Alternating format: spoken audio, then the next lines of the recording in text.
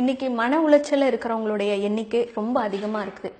முதல்ல மன உளைச்சல்னா என்னன்றதை நம்ம புரிஞ்சுக்கணும். இது ஒரு கதை மூலமாக அழகா நம்ம புரிஞ்சுக்க முடியும். ஒரு முதலாளி காலையில 5 மணிக்கு அவருக்கு வெளிநாட்டுக்கு ஃப்ளைட்டு, 3 மணிக்கெல்லாம் வீட்டுல இருந்து கிளம்பி ஆகணும். அப்போ டிரைவரை கூப்பிட்டு சொல்றாரு, நீ 3 மணிக்கெல்லாம் இருக்கணும்ப்பா, இந்த ஃப்ளைட்டை நான் மிஸ் பண்ணிட்டேன்னா என்னுடைய லைஃபே போச்சு.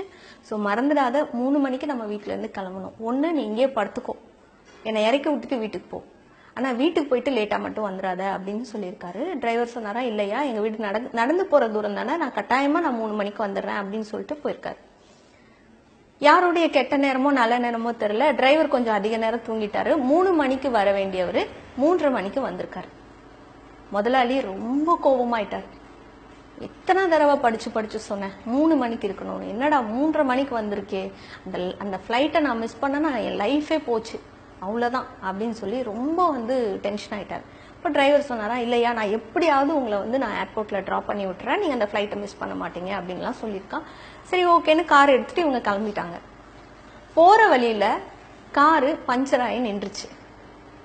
ஏற்கனவே கோபமா இருந்தவர், கார் வேற பஞ்சர் ஆயிடுச்சு. பயங்கரமா கத்த ஆரம்பிச்சிட்டார். எனக்கு எதுவுமே உபயோகமா இல்லை, இந்த ஃபிளைட்டை மிஸ் பண்ணா என் லைஃப் போச்சு, டிரைவர் சீக்கிரம் வேணா லேட்டா வர, இந்த காரு இந்த டைமுக்கு இப்படி பண்ணுதே அப்படின்னு சொல்லிட்டு புலம்பிட்டே இருந்திருக்காரு. அந்த வழியில ஒருத்தர் பைக்ல போயிருக்காரு. இவரை பார்த்துட்டு வண்டியை நிறுத்தி கேட்டிருக்காரு, ஐயா என்னங்கய்யா ஆச்சு, என்ன பிரச்சனைன்னு. இல்லப்பா, காலையில 5 மணிக்கு எனக்கு ஃபிளைட்டு, இப்போ நான் ஏர்போர்ட் போனாதான் அந்த ஃபிளைட்டை மிஸ் பண்ணாம பிடிக்க முடியும், இல்லைன்னா என் லைஃப் போச்சு, டிரைவர் லேட்டா வந்துட்டா, காரு பஞ்சர் ஆயிடுச்சு, என்ன பண்றது தெரியல அப்படின்னு புலம்பி இருக்காரு. உடனே அந்த பைக்ல வந்தவர் சொன்னாரா, சரி வாங்கய்யா நான் வேணா உங்களை கொண்டு போய் இறக்கி விட்டுறேன் அப்படின்னு. இவரால சந்தோஷம் தாங்க முடியல.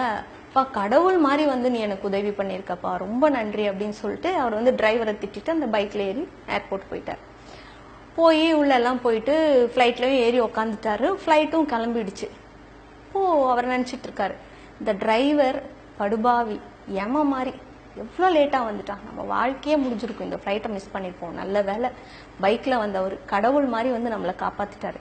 இந்த காரு என்னைக்குமே நமக்கு உபயோகமா இருந்ததில்ல, ஊருக்கு நம்ம முதல் வேலையை அந்த காரை வித்துறணும். இப்படி எல்லாம் அவர் யோசிச்சுக்கிட்டே அவர் பயணம் பண்ணிட்டு இருக்கும்போது திடீர்னு பைலட் ஒரு அனௌன்ஸ் பண்றாரு, மன்னிக்கணும், நம்மளுடைய விமானத்துல என்ஜின் கோளாறுனால இன்னும் கொஞ்ச நேரத்துல விமானம் வெடிச்சு சிதற போகுது, முடிஞ்ச அளவு தரையிறக்க ட்ரை பண்ணிட்டோம், இதுக்கு மேல எங்களால முடியல அப்படின்னு சொல்லியிருக்காரு.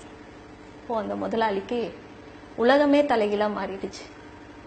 அந்த நிமிஷம் அவர் நினைக்கிறார், இந்த டிரைவர் கடவுள் மாதிரி லேட்டா வந்தான், அப்பவே எனக்கு புரிஞ்சிருக்க வேணாமா, நம்ம காரு கூட நம்மளை காப்பாத்துறதுக்காக வழியில பஞ்சர் ஆச்சே, அப்ப கூட எனக்கு புரியலையே, எங்கேயோ இருந்து வந்த பையன் யமபாதகம் பைக்ல கொண்டு நம்மளை இந்த ஃபிளைட்ல ஏத்தி விட்டானே, இப்ப நம்ம வாழ்க்கையே முடிஞ்சிருச்சே அப்படின்னு புலம்பிட்டே இருந்திருக்காரு. இப்படிதான் நம்ம வாழ்க்கையில ஒரு விஷயம் நடந்தா நல்லது அப்படின்னு நினைச்சு நம்ம பல திட்டங்கள் போடுறோம். ஆனா ஏதோ ஒரு சில தடங்கள் வரும்போது அதை பத்தி ரொம்ப நம்ம யோசிச்சு மன உளைச்சலுக்கு ஆளாயிடுறோம். இப்ப புரியுதா மன உளைச்சல்னா என்ன அப்படின்னு? நம்ம நினைச்ச மாதிரி ஒரு விஷயம் நடக்காத போது நம்மளுடைய எண்ணங்களுடைய அளவு அதிகமாகுதே, அதுதான் மன உளைச்சல். அப்துல் கலாம் ஐயா பைலட் ஆகணும் அப்படின்னு சின்ன வயசுல இருந்து படிச்சாரு. அவருடைய முதல் இன்டர்வியூல அவர்னால பைலட் ஆகிறதுக்கான அந்த இன்டர்வியூ அட்டன் பண்ணியும் ஜெயிக்க முடியல. ரொம்ப மன உளைச்சலாகி நடந்து வந்துட்டு இருக்கும்போது ஒரு குருவை சந்திச்சார் அவரு. அந்த குரு அப்துல் கலாம் ஐயாட்ட சொன்னாராம், ரொம்ப கவலையா இருக்கேப்பா, என்ன விஷயம்?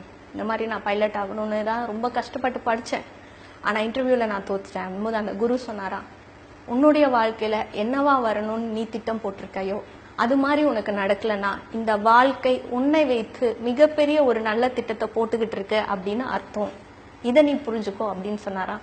அப்துல் கலாம் ஐயா கடைசி வரைக்கும் ஒவ்வொரு மேடையிலுமே இந்த விஷயத்த இளைஞர்களுக்கு உதாரணமாக சொல்லாம விடவே மாட்டார். முதல்ல நம்ம எண்ணம்னா என்னன்றதை நம்ம புரிஞ்சுக்கணும். அதுதான் நம்மளுடைய மன உளைச்சலுக்கு முக்கிய காரணமாக இருக்கு.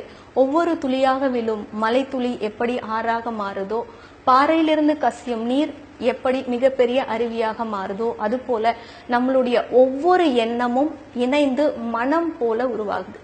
அப்போ ஒவ்வொரு எண்ணமும் ஒரு கெட்ட சூழ்நிலை நடக்கும்போது நெகட்டிவா நினைக்க ஆரம்பிக்கும் போது அது ஒரு பண்டலாகி மன உளைச்சலாக நமக்கு மாறிடுது.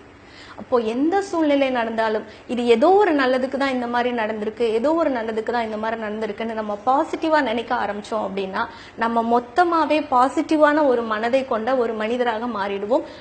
அந்த ஒரு நல்ல எண்ணங்கள் நம்மை சுற்றி ஒரு நல்ல வெற்றியையும் சூழ்நிலையும் உருவாக்கி கொடுக்கும். இதுக்கு அப்துல் கலாம் ஐயாவுடைய வாழ்க்கை பெரிய உதாரணம். இந்த தகவல் உங்களுடைய மன உளைச்சலுக்கு கட்டாயமா ஒரு மருந்தாக இருக்கும். இது போல நம்ம சுற்றி நிறைய பேர் மன உளைச்சல்ல இருக்காங்க.